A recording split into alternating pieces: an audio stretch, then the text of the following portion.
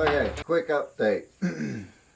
What I thought was the carburetor on the bike, it, actually was the valve clearance. When I first got the bike, it wasn't as hot as it has been, and the metal was expanding, that sort of thing. Valves without any clearance are going to stretch to the point where they're opening and your engine's going to shut off on you. Pretty much like overheating. Anyway, so it wasn't the stock carburetor that was causing the bike to have issues, but being that we've already purchased a Mikuni carburetor, we're just going to go with it. And I recently tried a 115 size jet. I know Moto Cheese on his videos with the Hawk 250 also tried the 115. It didn't work for him. Tried to see if it worked for me, and like he said, it's a little bit too much. So we're going to take this jet out and go with a 110. I'm going to show you guys real quick how to remove this without messing anything up. Okay, so we've got an 8mm wrench. We're going to put that on this piece that the jet screws into.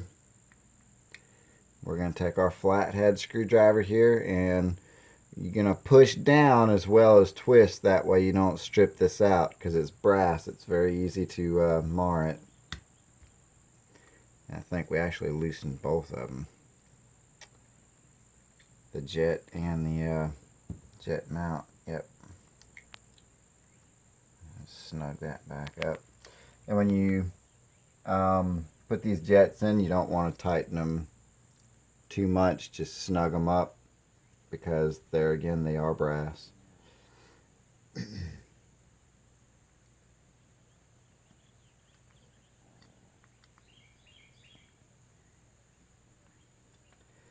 And there we go. So the 115 would not work. It was just a little bit too much. I tried adjusting the mixture screw. I even lowered the depth on the needle and the slide to try to restrict some of it. And I was thinking about it yesterday. And I was like, you know, all this restricting I'm doing is, if it does end up working, is probably going to restrict it as much as a 110 jet would do anyways. So why not just switch it out? So I'll get back to you guys as soon as I've tried it out and let you guys know how it works. So I changed the jet to a 110, and it seems to be right on the money. The needle in the carburetor's at it's set where it'll be as high as it can be, and I've got the mixture screw roughly 2.5 to 3 turns out, and that seems to be right where it needs to go. I've clocked it with the app on my phone. It will do 70 again.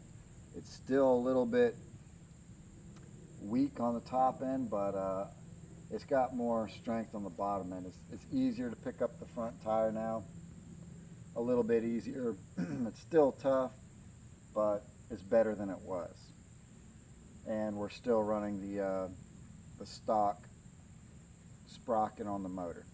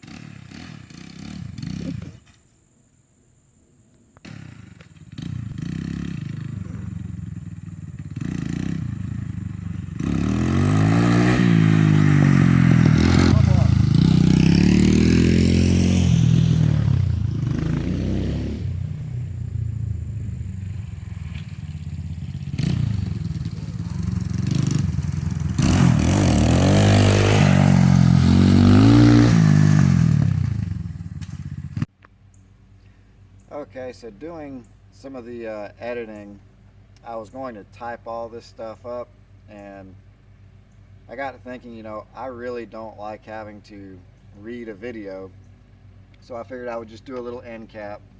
Um, Whenever I was doing the wheelies, as I'm sure you guys could tell, I'm no master at that. But also, I've raised the rear end on this bike because it rides a little bit smoother for me. And that puts weight on the front, which makes it a little bit more difficult to pop the wheel up. But there is definitely it's definitely a little easier to bring it up now with that carburetor. I think it's more due to that carburetor running smoother than anything else. Even after trying the 110 jet in the carburetor, it definitely has a little bit more oomph to it, but I wouldn't say it's an increase in 15% horsepower, because this bike from the factory is, if I remember correctly, 17.5 horsepower, and a 15% increase is something like 2.5 horsepower. And I believe we would notice that. And I think the top end is a little bit weak. My opinion is, if you're looking to do something to the carburetor to make it run better, check out some of Moto Cheese's videos. He's got the same carburetor on a Hawk 250, and what he does is he raises the needle on the slide by putting a few washers under there, and I think he puts a jet in his carburetor also, and it goes from 55, 60 to doing 70. So it's obviously an increase there. Another thing to note, that these Apollo bikes are massively overweight. This is 283 pounds according to the factory specs, and your average 250 dirt bike's going to run roughly about 240, maybe 260 pounds. So this is massively overweight and massively underpowered.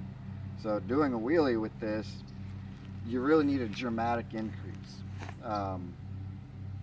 Well, it'll do a wheelie from the factory, but to get one to do like it's supposed to do, like it should have done from the factory, you need to do something dramatically different. Put a cam in it, get an increase in flow through the engine, or what a lot of people are doing is changing the sprocket here at the engine from, I think it's a 15 tooth from the factory, to like a 12 tooth or 13 tooth, and from what I understand, that's bringing a lot more bottom end torque. Whether or not you can bring the front wheel up in second gear, I don't know. I plan to get one of those sprockets, try it out myself. But another thing to note, the last wheelie I did in that video, I did mash the clutch in and give it a little bit of gas and pop the clutch to get it up as well as it did. That was like the best one of the video. Like I said, I'm no master at doing this stuff. I've got one last trick I'm trying. It's a billet aluminum adjuster valve. I'm gonna try to put a video, or try to put a picture in the video somewhere around about here.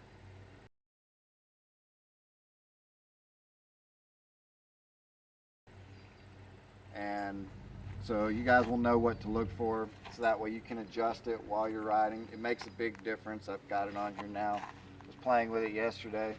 The bike will do 70 now, just like the stock carburetor, but it takes a while to get there. So a little bit, like I've said before, a little bit less top end power. So that being said, the whole idea of this was to see if the Mikuni carburetor would increase power versus the stock carburetor. I don't really think it has.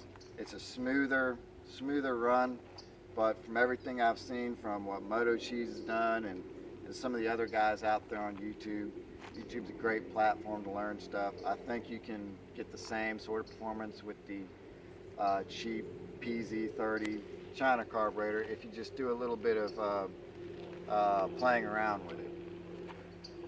And I think that'll be the end of the video. I appreciate you guys checking out the video. Comment on what you'd like to see, and we'll try to come up with some more videos on this sort of stuff. Just let me know what you want to see, and we'll try to make it happen. Thanks for watching. Click like and subscribe.